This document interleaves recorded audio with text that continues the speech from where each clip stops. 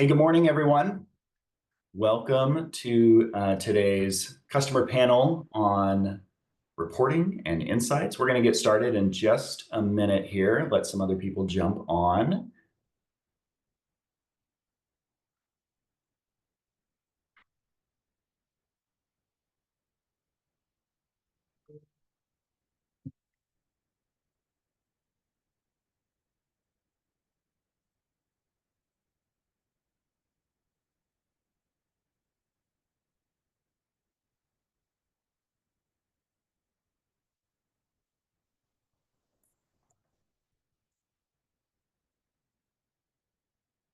Do you have a chat on the, well, depending on what version of Zoom you're on, I suppose it could be on the right side of your window. You may have to turn it on at the bottom there. But there is a chat bar. I see Sarah's kicking us off in there. I'm excited too, Sarah. We'll get started in just a minute, but if you want to say good morning there, drop in where you're joining from today. Austin, Texas. Keep Austin weird. I embrace that slogan.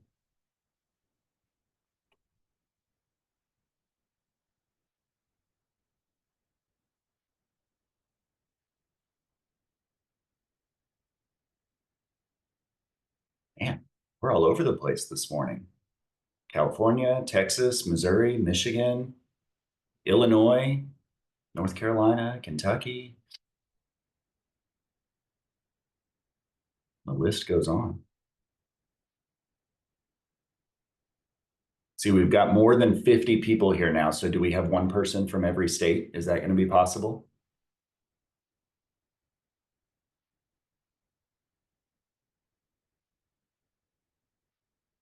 Hannah, great minds. All right, it is 10:01, so let's go ahead and get started. So good morning, hello again, welcome. I'm Austin Wessel. I'm a Senior Enterprise Customer Success Manager here at Lytho, and I get to be the host for today's panel on Creative Analytics in Action. You're already using the chat, so that's awesome. You see that that's there, but we do also have a Q&A box. So as we move forward here, if you've got questions that pop up, burning questions, use that Q&A box for those, not the chat. It's easy to get lost in the chat.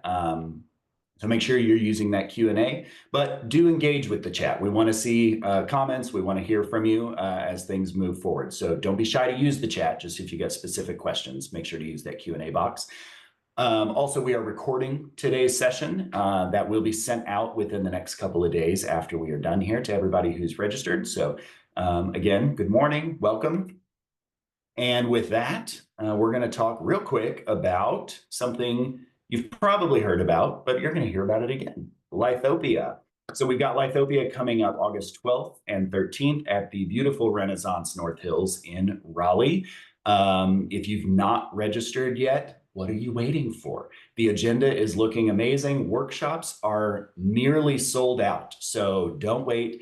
Get those registrations in. We would love to see you there. We're very excited to be in person again this year, and there's going to be a lot of great content. We've got a couple of our panelists who are on here today who have already registered, so we're excited to see them there too. And you could even show up and like ask for an autograph or something. I don't know. They're like Lytho famous at this point. So we do have an awesome panel that we're looking forward to here. We know that for creative and marketing teams, success isn't just about hitting deadlines or launching campaigns. It's about showing that real value of creative work. So that means going beyond reports and really understanding where your workflows are breaking down, how your content performs, and how creative efforts support broader business goals. And today's conversation is all about that. You're going to hear directly from practitioners who are using creative analytics, like the new Lytho Insights tool, not only to visualize their creative operations, but really to drive efficiency, improve collaboration, and speak the language of leadership.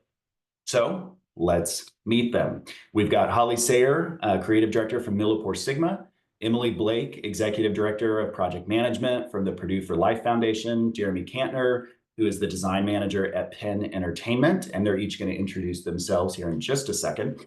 And then again, myself as the facilitator today. So let's get to it. So let's kick it off here. We're going to have Holly start us off. Holly, if you could just tell us a little bit about your organization, your role, and then kind of a general overview of your analytics strategy. Sure.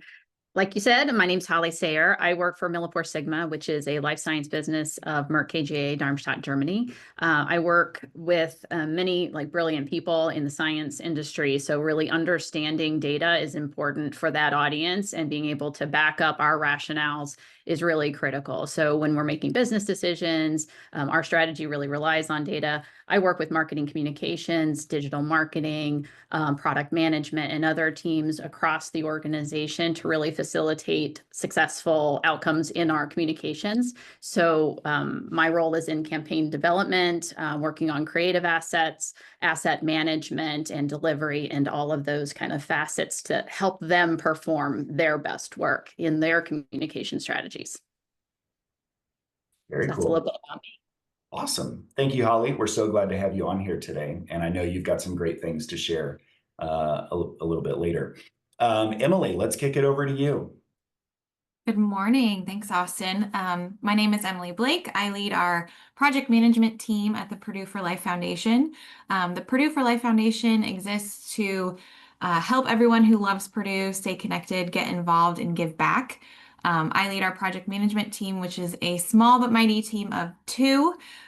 We work with 28 rock stars on our marketing communications team, doing everything from writing, design, web, social media, photo, video, and we serve as an in-house Marcom team for our Purdue for Life staff of just over 300.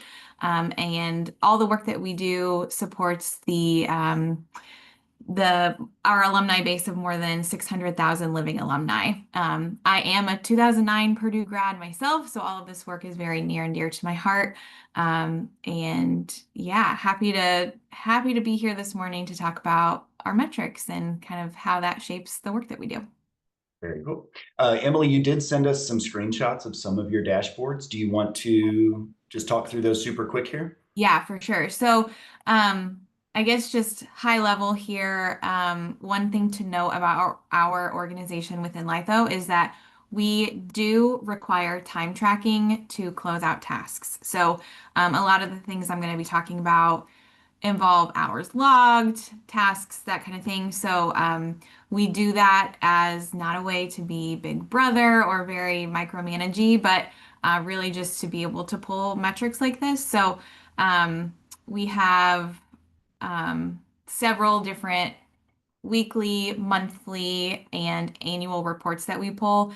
This one that we see here on the screen is one of our weekly reports. So it is the new requests that have come in each week. So every Monday morning, I meet with our Marcom leadership team, and we go through every new request that came in, just so that the leadership team knows what is being asked of their team members. So if you want to jump to the next one, I think this one is really interesting just because it shows the different request forms that we use. We have several, but there's kind of three main ones that you'll see here in that bottom left pie chart.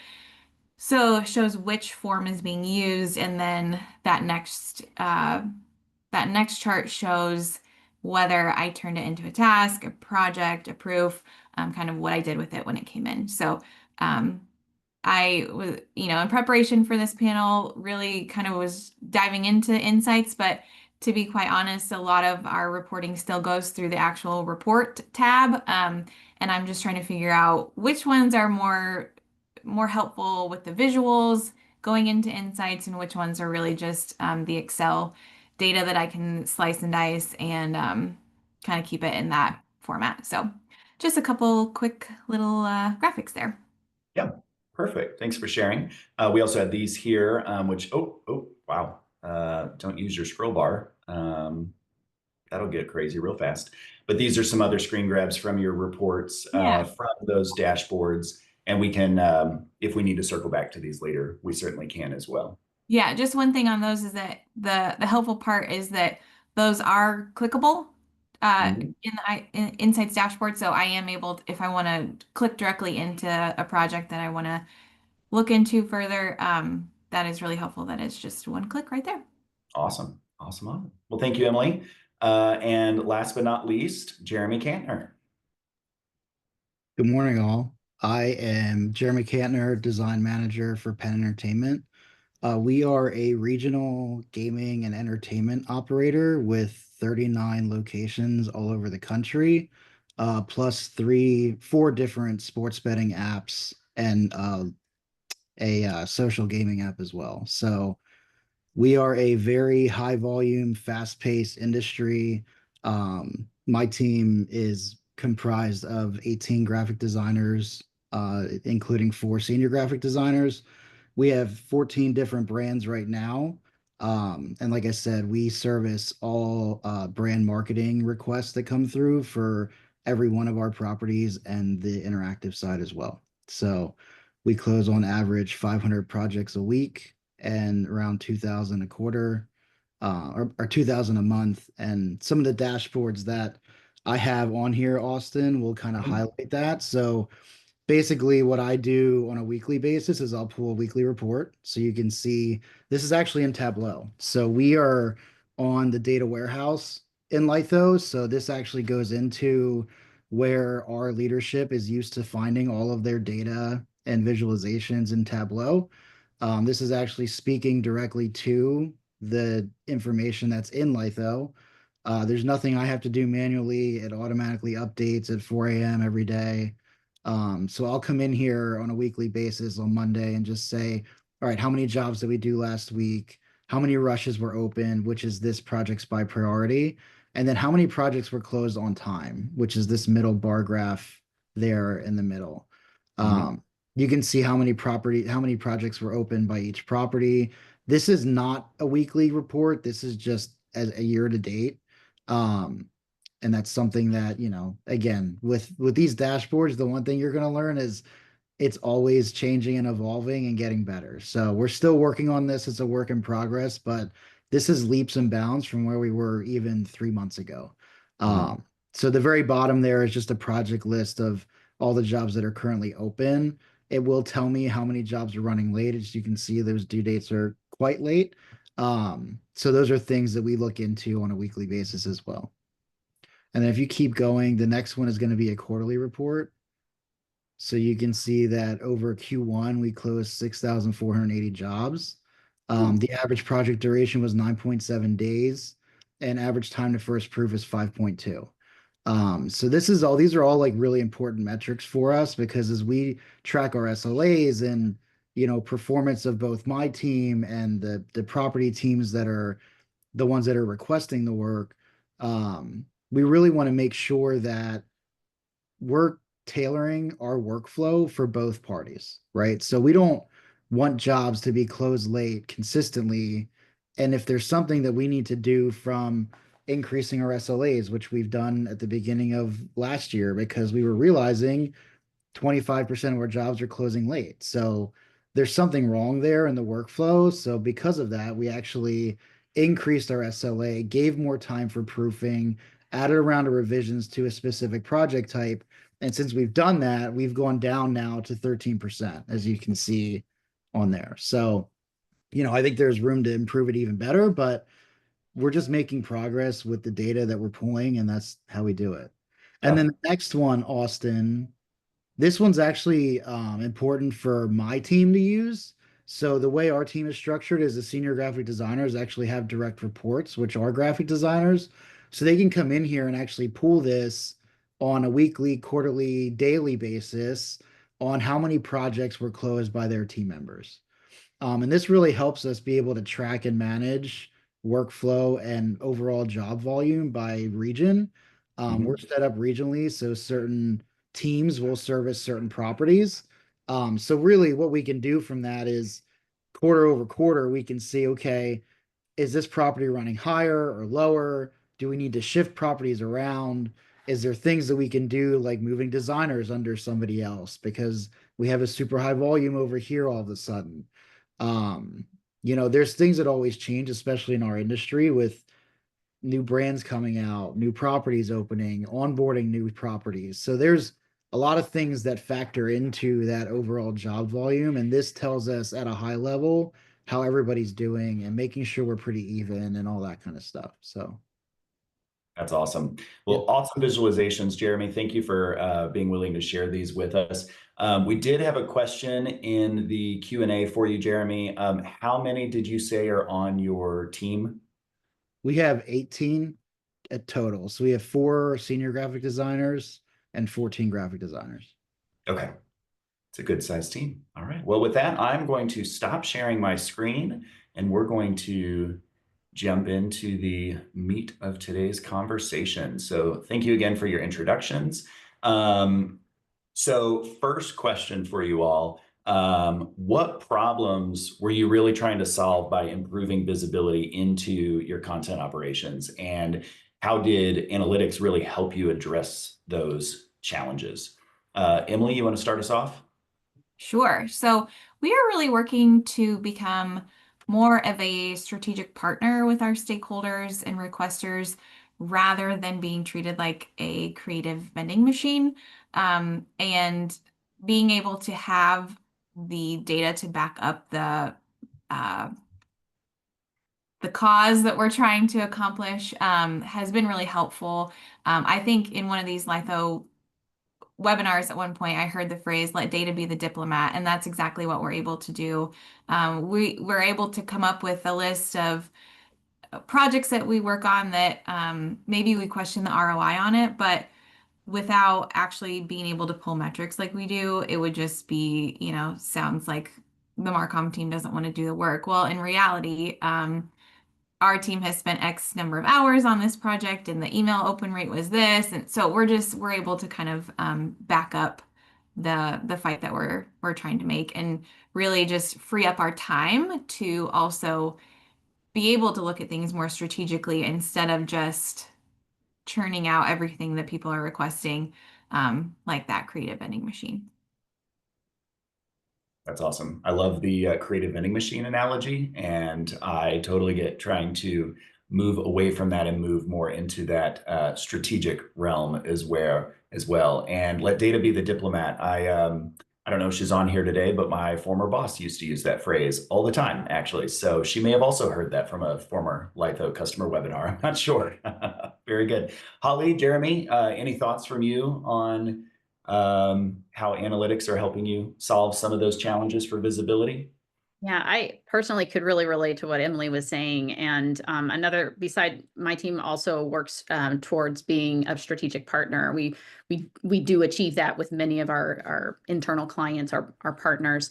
And what I look to with our data is also challenging perceptions, because there's often times where the perception is that this thing is difficult, that thing is difficult, the delivery times, whatever those things are that are perceived problems or perceived, attributes, they can be challenged when you have the data to back it up. So being able to highlight where changes have been happening and what the results of those have been has been really helpful to us in order to show that we're a partner. We're helping other teams as well make good decisions about where is the work, what type of skill sets do we need to have in order to continue changing with the industry, and what type of creative work needs to be done, moving from video to photography to digital marketing activity versus traditional activities, and seeing that our own problem was a challenge that we had to face was that our traditional work really wasn't slowing down, although the digital activities were really inclining. So we weren't seeing a change in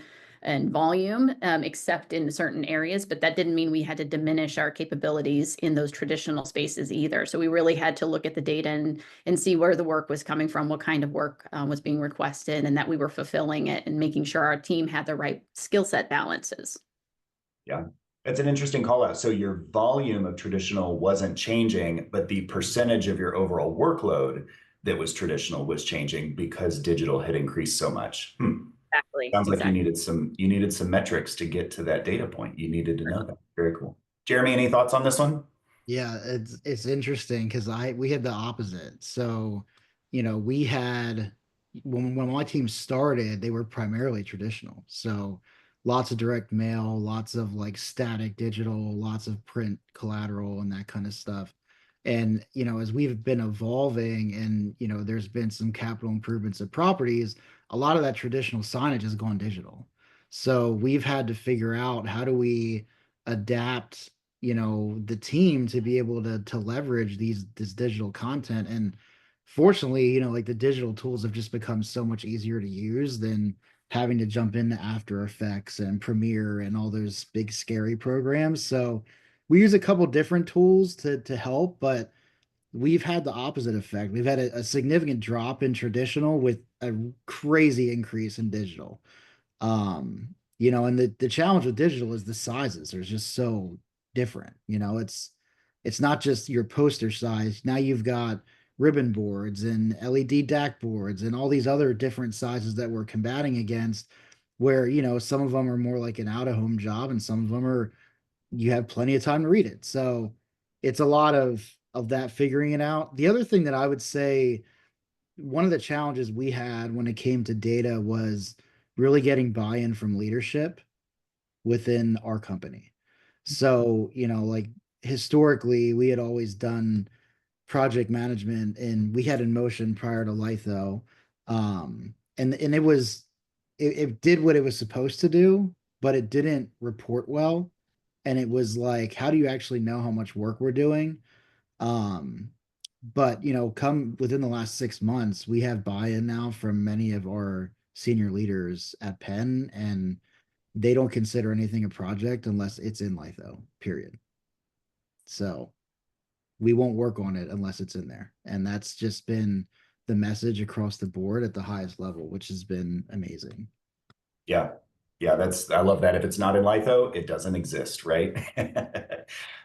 Jeremy, you had talked to us a little bit before too about the new Lytho Insights tool and how you've been utilizing that with your team to support your team, integrating that in your day-to-day flow and some ways that it's helped you already be more efficient. Can you speak to that just a little bit?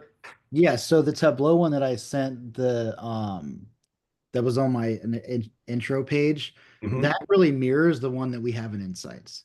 I didn't pull the screenshot from Insights only because I wanted to show the different data set, but Sure. like my team will primarily use Insights as their, way to assign work, as their way to track how long something's been in review, as, all those different things that come in from it is like, my leadership is concerned about jobs that are running behind because it doesn't look good on us or the property. So if there's like a lack in communication, if there's something that's happened along the way, we want to try to figure that out. Mhm. And the easiest way for us to do that is through the reviews and then the project dashboard in Insights. Yeah. And Awesome. again, Yeah. Glad to we're see. still learning how to use them, like Emily is. So it's still not like we don't have it fully ironed out, but I can see where it's going and it's going to help us down the road so much more. Yeah, that's awesome. And having them right there in app as Yeah. opposed to like the Tableau is great, but that's clicking somewhere else. It's going to find it right within Litho. You've got insights right there at your fingertips, ready to Right. check in on. And just to differentiate the two, Tableau is really there. It's still going to serve a purpose. Even after Insights is fully fleshed out, we have all those dashboards in place. Tableau is where our leadership goes for all data. That could be, how campaigns are performing. That could be how many guests have dropped off our email list. All those different data points that they care about, they go to Tableau for. So that's where they're used to getting their data. The nice thing about the data warehouse is now you have all of our project information there as well. And then you have all the other stuff. So where they're used to getting the data, it's there and it's from Litho, but the insights is going to be where my team and the studio really uses that data, those metrics to make differences and improve their workflow. Yeah, yeah, using those on a day-to-day. That's really cool. Holly, Emily? Yeah, sure. Sorry, I said both of you. That's okay. I've really enjoyed starting to use insights at a more granular level, like the fact that I can really quickly build out custom views for particular conversations or with specific people. It may not show me everything that I want to see exactly how I want to see it because it's part of the system. The idea that it helps me shape what data capture I want in my larger, kind of like the Tableau conversation. I have a Power BI dashboard that we're using that is a different view of the data. These custom views with really help with conversations on the fly, showing my team where the gaps in the data capture might be. Even though we're not doing like a chargeback model, we do have to capture specific data, and we need to trust that it's being captured well. So those the insights really helps us see, day to day, and help us shape the larger dashboard for the future.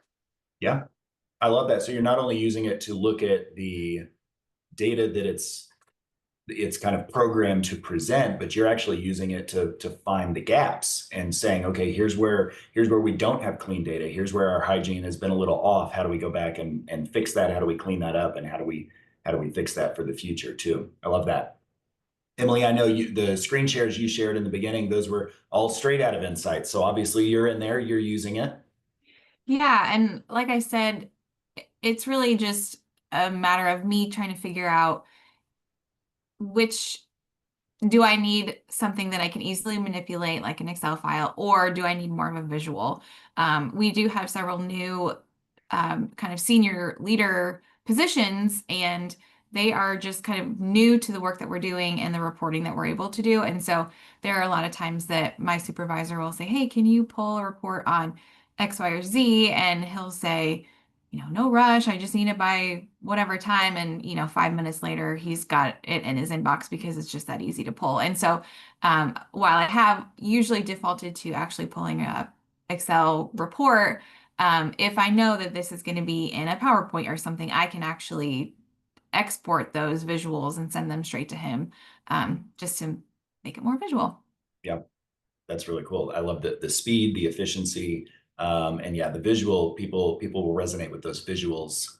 Some people much more than a spreadsheet, perhaps as well.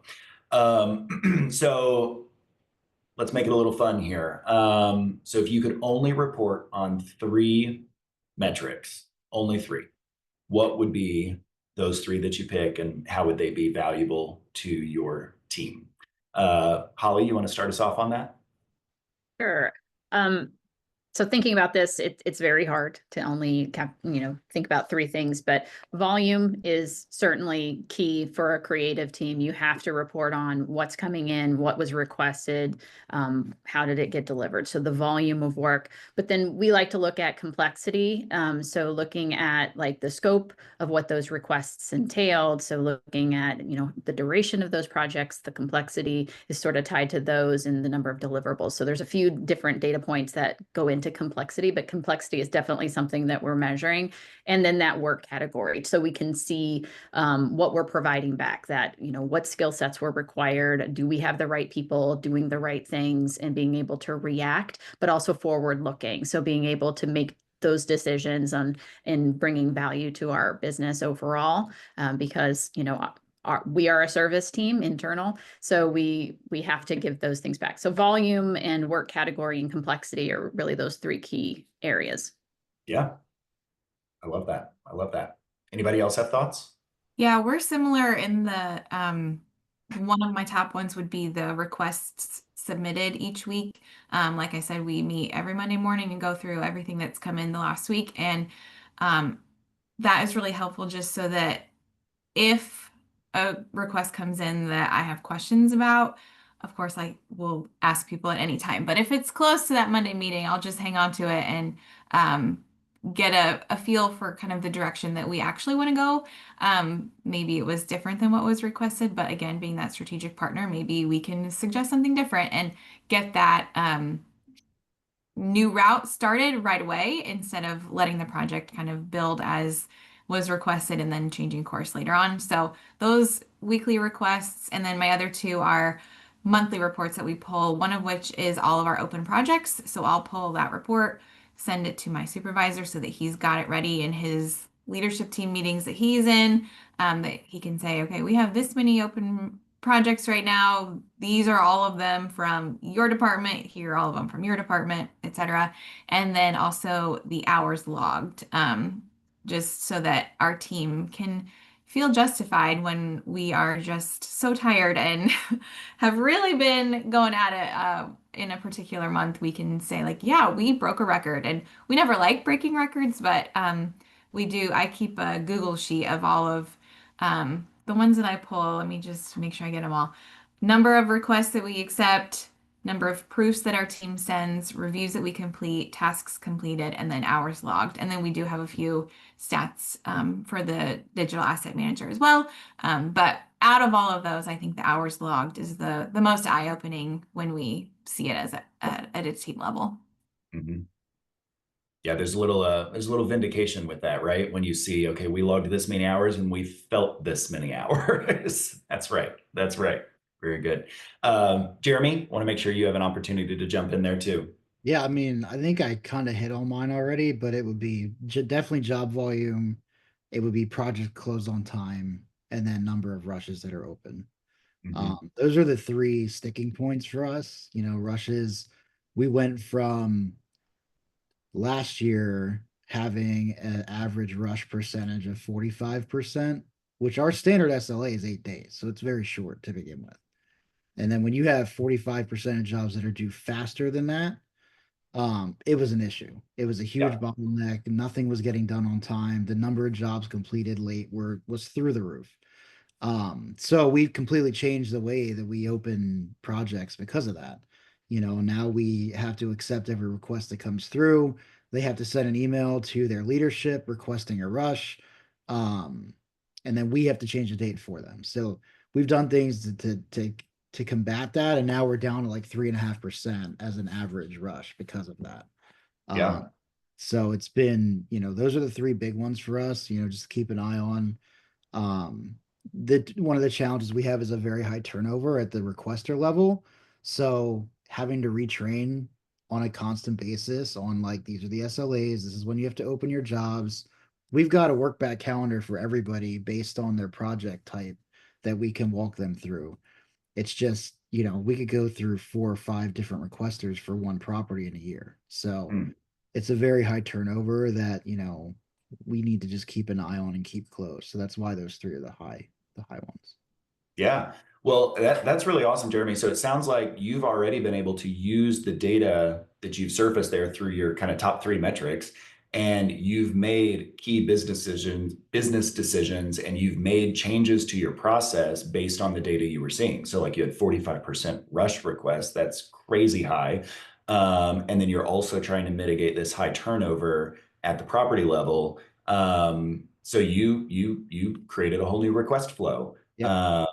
That's incredible. So that's again back to that data be the diplomat idea. Like let's look at the data, let's see what's actually happening here, and how do we need to change? How do we need to adapt, or how do we need to perhaps cross train or retrain to make things better, to improve things for our team, improve things for the process overall. Yep.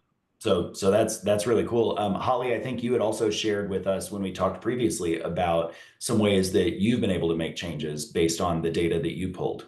Yeah, we had with the project volumes, we had the ability to kind of make justifications for the makeup of our team and being able to add team members where we were really needing some depth in our skill sets. So particularly our email marketing is a really high volume space. It has a very demanding SLA as well, and just requires a level of skill set that is different from other graphic design. Our team is made up of a variety of multimedia and other kind of subject matter experts, and email really has a special space at our company. So yeah, that having the data was just give us the ability to express like what we were seeing, where were the trends going with like the project volume and the level of complexity in order to say, this is what we need. And the company responded. So it was really great to be able to show information to back up and provide that rationale and get our team member hired. So that was fantastic. Yeah, always great when you can use the data to actually add resources to your team as well. I'm working with one of my customers here at Lytho now on some of that that kind of that very same thing, right? Being able to pull certain data points, certain metrics out of the system to show here's how much time the current team is using, here's how much they're reporting, here's how much they're logging. We need more people, right?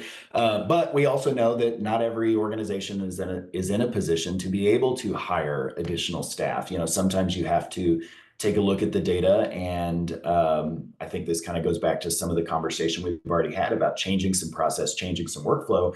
Maybe adding staff or adding headcount is not an option. So how do you improve your process to clean up your process, or work with what you got, essentially? And Emily, I think you touched on that a bit with that whole idea of being a creative vending machine. Like, how do you cut out some of that work that might be taking a lot of time on your plate when you've got bigger, higher level strategic things you need to focus on? So what was that process like for you all? Well, one specific example of this is that we were working with one department on a lot of email sends and a lot of custom graphics, custom copy for each email, a lot of time spent on that. And then when we would pull the email metrics, the audience was 12 people in a certain country or, wherever, and 0 link clicks. And so we're like, maybe this doesn't make sense. And so what we did instead was we created a whole suite of custom graphics for these groups that we were working with, created a beautiful brand guide for them, gave that to them, gave them template copy that they could use. And they, instead of going through our team for all of these email sends, they went straight to our marketing cloud administrator and provided the assets to them still with the copy and the graphics that we had kind of already worked on for them. And they were able to get their emails out faster because our turnaround time was about 2 weeks, and with going straight to Marketing Cloud, it was 4 days instead. So they were able to get their emails out faster, and they were able to bypass our team, which saved our team a lot of time. So that was just one example of how we were able to really take a good look at the hours logged and the email metrics, comparing those two together and seeing like this needs to change. We're also in kind of a unique circumstance with our organization. We're a fairly young organization. Purdue for Life started in 2020, merging kind of our alumni association and our development office and a few other groups together into one. So all the staff came together with different priorities, different work styles, but all now working together. And so we just welcomed a new CEO last October. And so this is really kind of the first time that we have taken a minute to actually look at the work that we're doing, the way that our organization is structured, and really kind of question, why are we doing things like this instead of doing things because that's how we've always done them. And when we merged, it was kind of like everybody was just buckled in, holding on as tight as we could as the ride moved on. We are now able to really our new CEO really likes efficiency, that kind of thing. And so we're able to have the conversation about ROI, bring in the metrics, and then actually take the time to have the conversation like, is this making sense? Are we doing this for the right reasons, in the right way? Or are we doing this because we've always done it and now's the time to make a change? Yeah, that's awesome. Yeah, back when I was a customer, we used to call that changing the wheels while the bus is still moving. So it's always fun. Very cool. Well, thank you for sharing that. Jeremy, you had mentioned earlier a little bit about getting buy-in from leaders and stakeholders through being able to share some of these metrics and data. How has that really helped you all be more collaborative across the organization? How has that helped just leadership really support your team overall?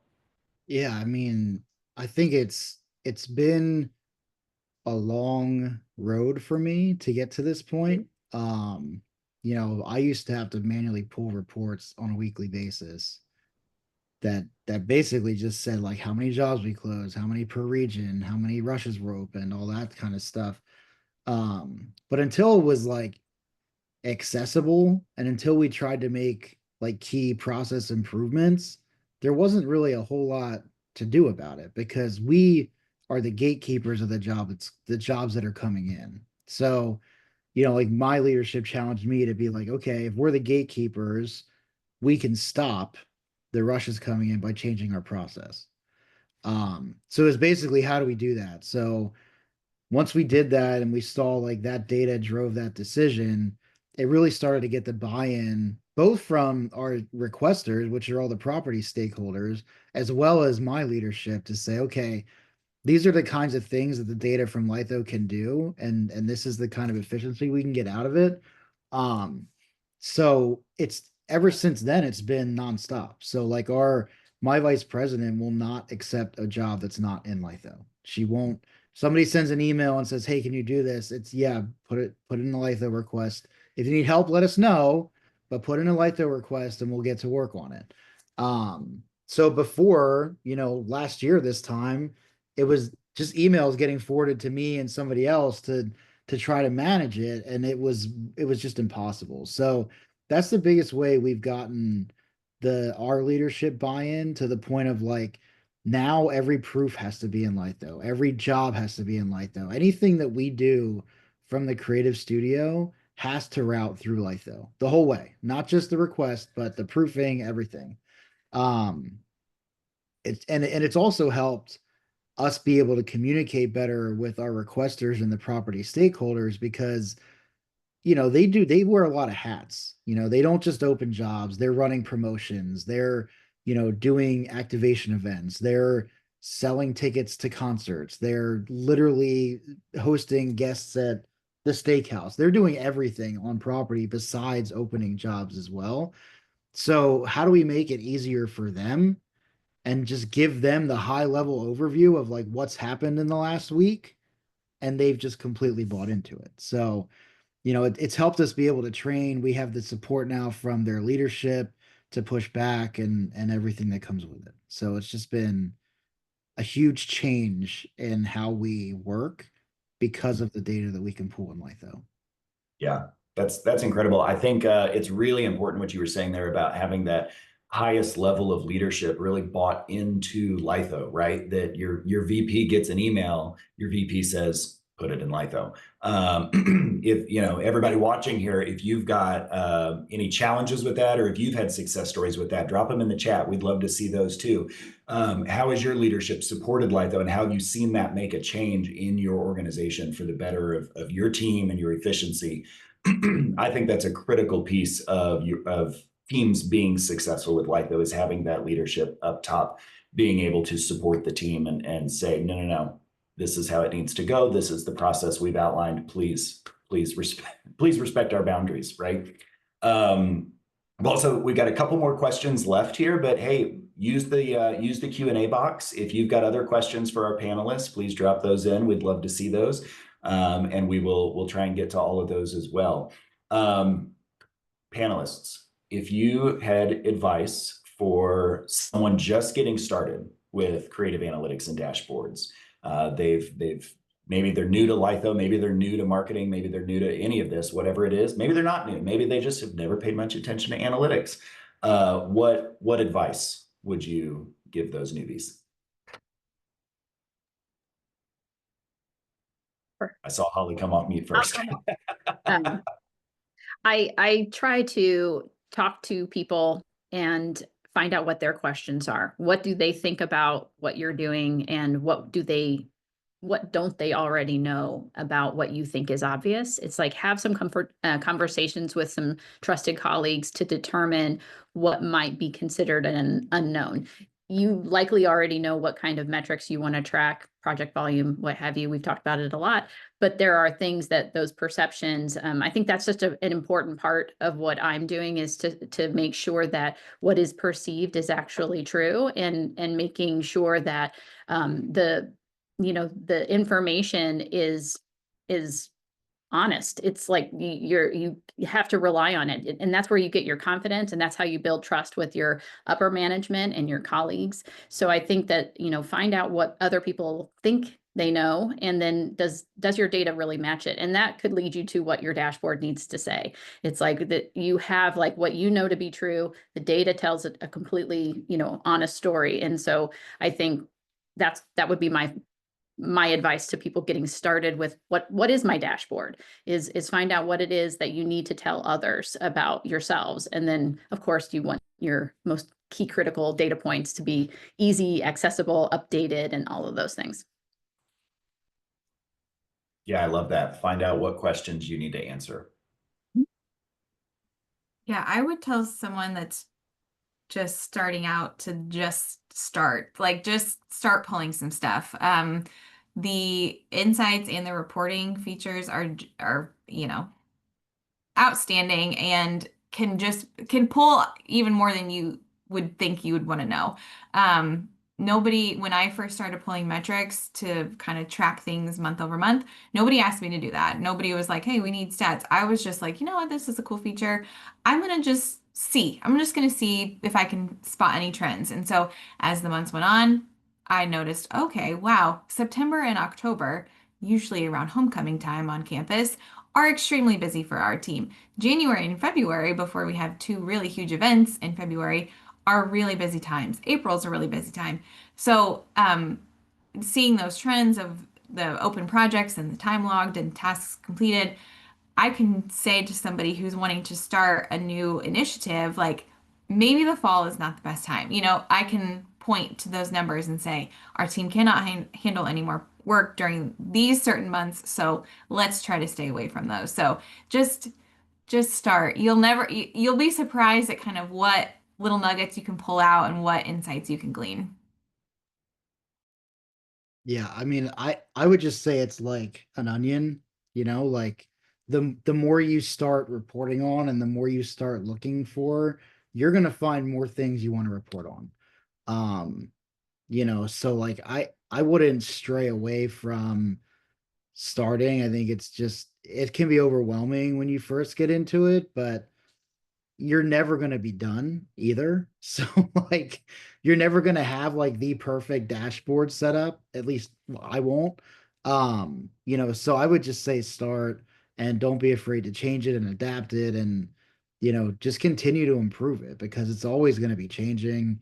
Your work's going to change, your processes are going to change, your employees are going to change. So how do you make sure your data is adapting with everything else that you're doing? That's awesome. Yeah, thank you all. I think those are good tips for everybody. Just get started. There's layers upon layers upon layers of how deep you can go with this, and yeah, figure out what questions do I need to answer. Having your leadership present you with some of those questions of here's what we really need to know, here's what we want to see. That's another good way to really get your start in that, to figure out, okay, how do I answer that for my leaders, and where do I get that information? We do have a question in the Q&A that I'll pose to the three of you to see if anybody has a good solution for this. They say, my team has rush jobs, often a social post after a game or a win, that are due within hours of a request. So they often put those in a Slack channel directly with other creatives. Then those requests will be retroactively put into Lytho, but don't consider it as a rush because they're already done. Suggestions on how we get stakeholders to move off of Slack, even for super rush jobs. I got ideas, but I'll see if any of y'all have something. The way we handle it is we drive everyone to our request forms with the comfort of them knowing that there are multiple people who can access that request inbox.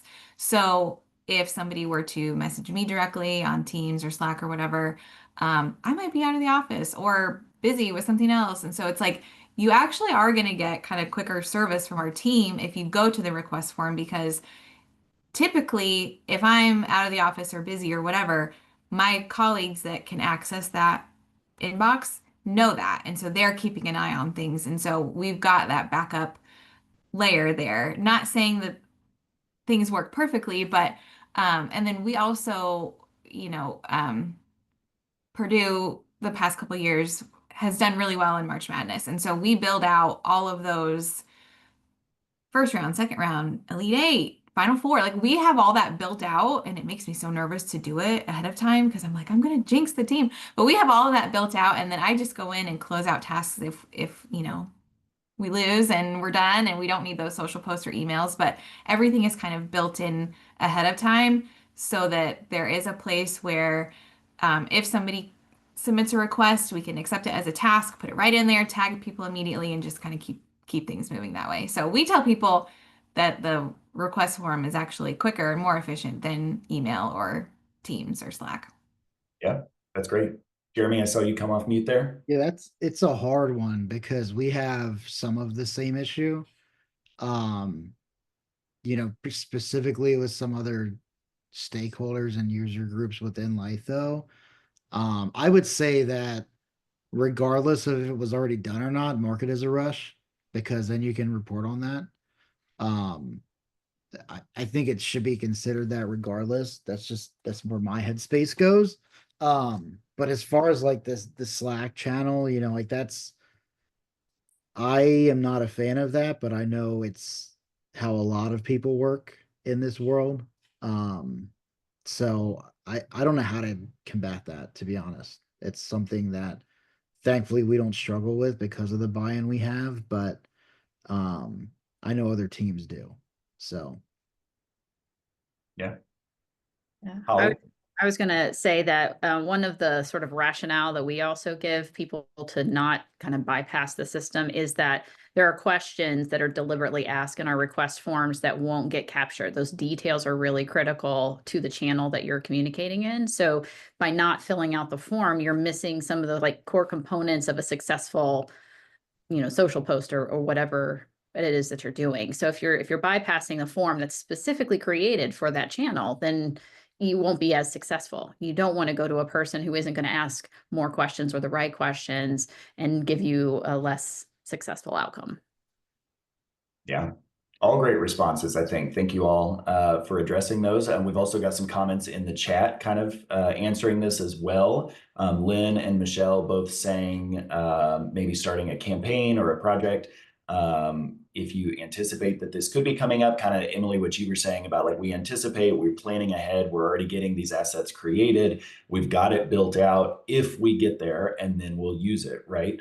So perhaps going ahead and working ahead to have those things ready. When those social posts or whatever it may be in this specific questions case, another thought that came to my mind was having like an expedited request form that could be used, just a very simple request form if you need to track it at that request level, right? That something with only a couple questions, very high level, exactly what's needed, something they can fill out very quickly and get submitted, and you can just bring it into that project then, or campaign, however you want to manage that.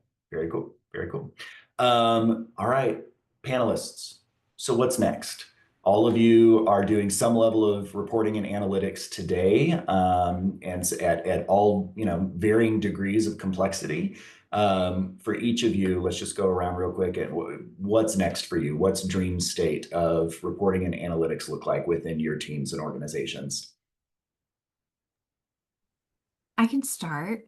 We are in the beginning phases of launching a multi-billion-dollar comprehensive campaign for Purdue, and so we are really needing with no additional staff at this time.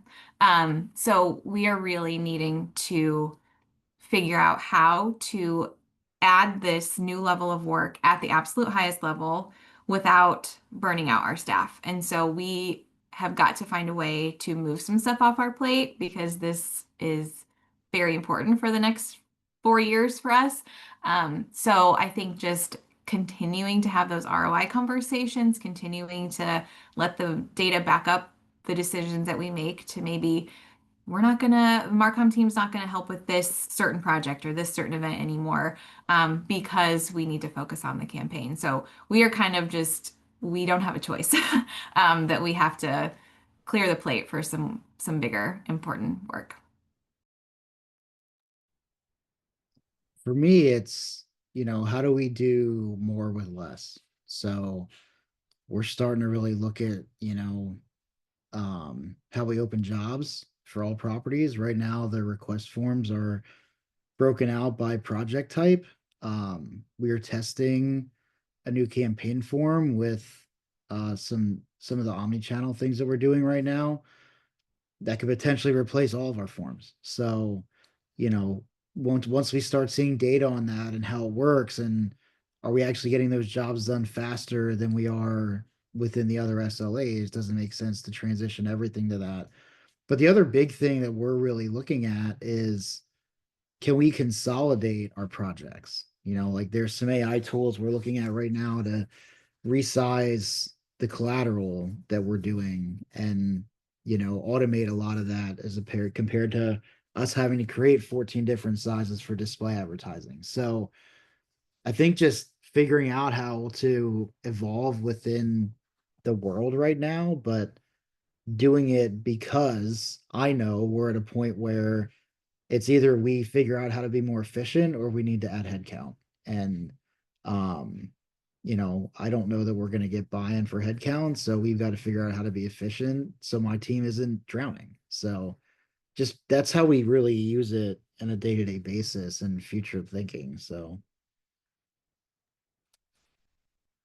I would say, from my team's perspective, we're looking at digging in a little deeper on some of the data points that we have and making, for maybe even more granular information easier to access. So we are labeling things a little differently, kind of shifting the data points a bit, using Lytho's custom fields and tags and things like that. We're using different tools within Lytho, so being able to see what the work has been, where are we spending the most time, what skill sets my team needs in order to help me and my fellow, the other creative directors and my upper management sort of decide where do we serve our business best is really kind of important, and getting better data is always part of that. So we're looking at granular data points, and really, I look forward to having more visualizations. So like, even better views in these reports and these custom views and things with insights, and then also in our external dashboards,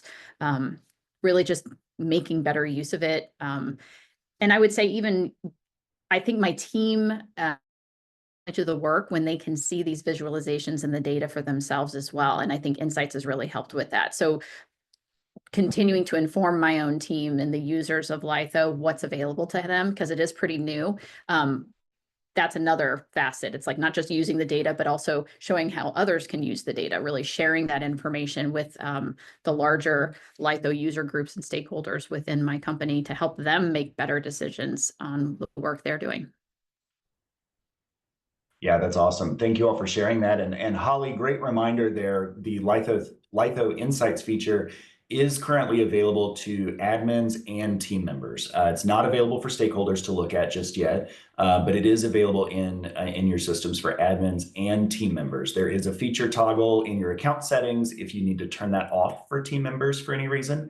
But I believe by default that is turned on for team members. So that is another, that's a good call out, is that not only can your high level project managers or creative directors be the ones looking at this, but your team can be looking at this every day. And as I think Emily shared earlier, the ability to save some custom views in those insights dashboards, you can share those just like you can share custom views in other parts of Lytho. That's a great way to kind of build that view to say, okay, here's what we really want to focus in on, here's what we need to see, and then share that out with other team members to make sure that they're looking at the same data set that you're looking at as well when you're trying to monitor those things. Well, we are 2 minutes shy of time here. It has been a great morning talking to, or afternoon. I saw we had a couple people from Germany on here, I think. So afternoon for them. It's been a great time talking about analytics and insights with all of you. Thank you so much, Holly, Emily, and Jeremy, for your time this morning and for being willing to share your perspectives and your experience with all of this. We're excited to hopefully hear and see a little bit more about all of this at Lythopia as well. Again, if you haven't registered for Lythopia, we would love to see you there. So make sure to get that in. And as always, if you have attendees, audience, if you've got further questions on any of this, feel free to reach out to your customer success manager. They are there to help you solve these problems. We want to make sure that you're utilizing the tools and the features within the platform as best as you possibly can. And if you've got questions about how you need to, modify your process, or maybe use custom fields or whatever that may be to get some cleaner reporting, better reporting, we would love to help you with that. So thank you all again. It's been wonderful, and hope everybody has a wonderful rest of your Tuesday. Thank you. Thank you.